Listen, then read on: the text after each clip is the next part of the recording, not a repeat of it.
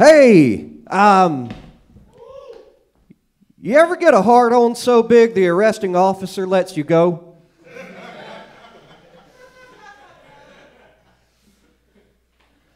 I just, real quick, before I get going here, I'm just going to acknowledge it, okay? I hear it too. I'm aware that when I talk, kind of sounds like it was my idea to bring NASCAR to Chicago. That was not a suggestion I made in any city council meeting. I did, however, suggest they move all the strip clubs, titty clubs, kink shops, kink clubs, etc., all into the Sears Tower, now called the Willis Tower, so we could stop arguing about what to call it and call it the Big Dick Building like God intended. And that's all you need to know about my politics. For those of y'all that were a little concerned.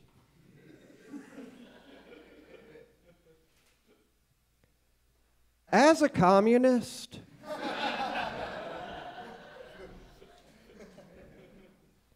I think the main reason most Americans hate communism is for the same reasons I hate NFTs.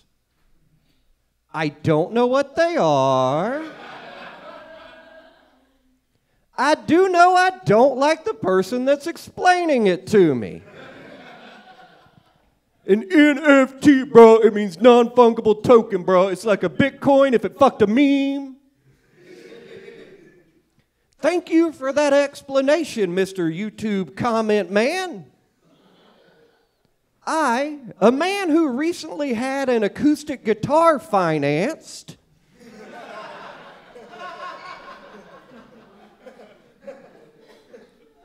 will leverage that to enhance my investment portfolio, which right now consists of a half a pack of cigarettes, 2 lighters that don't work by themselves, but that work together, and 7/8 of an acoustic guitar.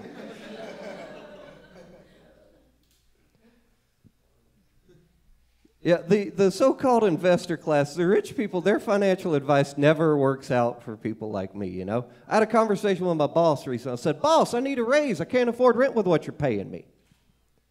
He actually asked me if I had thought about buying instead of renting. No. No, I, a man who couldn't afford one of the months, didn't think I could suddenly afford all of the months.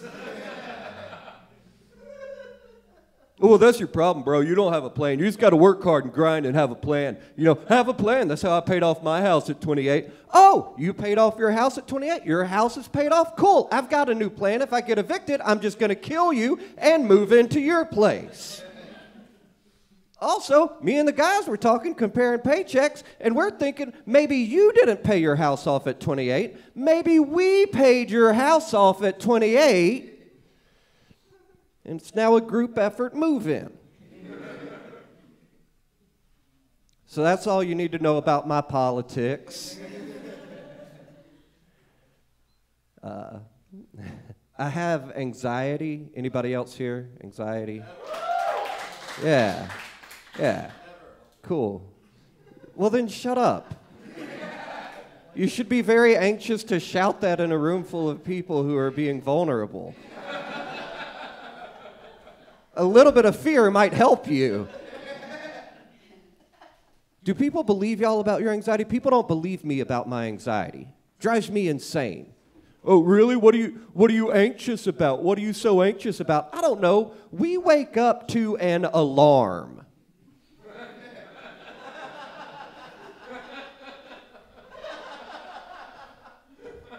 How's your morning going so far, Michael? Oh, pretty good, you know. Woke up to the last sound heard at Chernobyl.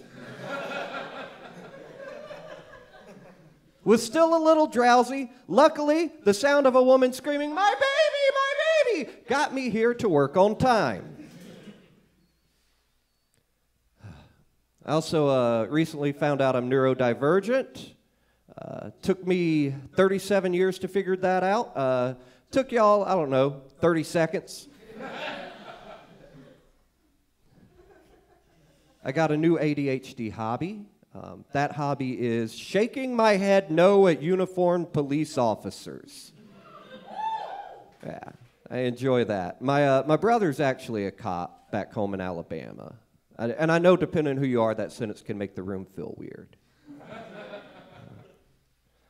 To be fair to him, he was going to come to Chicago to do it, but they wouldn't hire him. They said he didn't have enough video editing experience.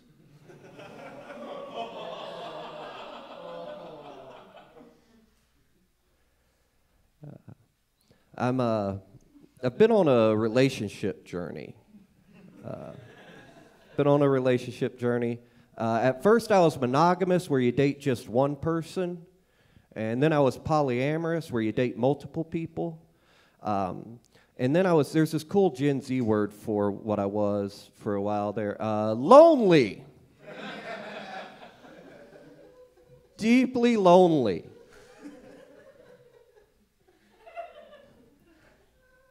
It did help me having explored polyamory, you know, because when I was monogamous, I would think, this woman's the only woman who's ever going to love me for me. That's a terrible, toxic thought.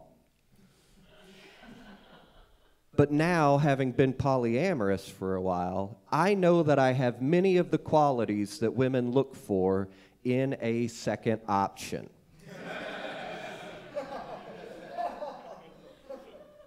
My most recent ex left me because a dude from Australia was ready to settle down and get married. I'm happy for them, but here's the thing. Help me understand this about me. This dude was in Australia, surrounded by koala bears and kangaroos and shit. Doctors don't even charge you money in Australia. He came over here, he fucked her one time, and then he was like, well, this is worth giving up health care. You ever have anybody fuck you so good you're willing to die of a curable disease? Because I have, but I was like, no, Papa's a Rolling Stone, gotta hit these open mics and wear skinny jeans.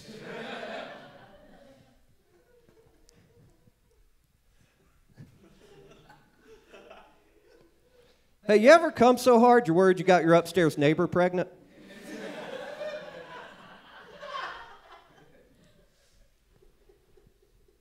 I'm pushing 40. And I'm pushing 40 and I want to get a motorcycle. And when I tell people that, they always say the same two things. They say, one, that sounds like a midlife crisis. And then they say, number two, you're nodding your head way too much. Then they say, number two, you're going to die on that thing. And here's the thing. Either of those statements can be true. They can't both be true, now can they? Follow me on this. All right. I buy a motorcycle at 40. I die on a motorcycle at 40. That's no longer a midlife crisis, now is it? That's decidedly an end-of-life crisis. I have a bad job. My job is I deliver pizza on a bicycle, mostly to college students. And I don't know if y'all know this about 19-year-olds whose parents have 40 grand a year to send their kids to DePaul to study music theory.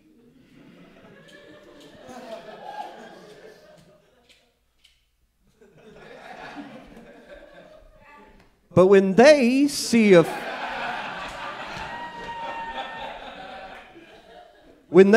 40-year-old dude pulling up on a bicycle at 2 o'clock in the morning to deliver their pizza, they can be a little disrespectful.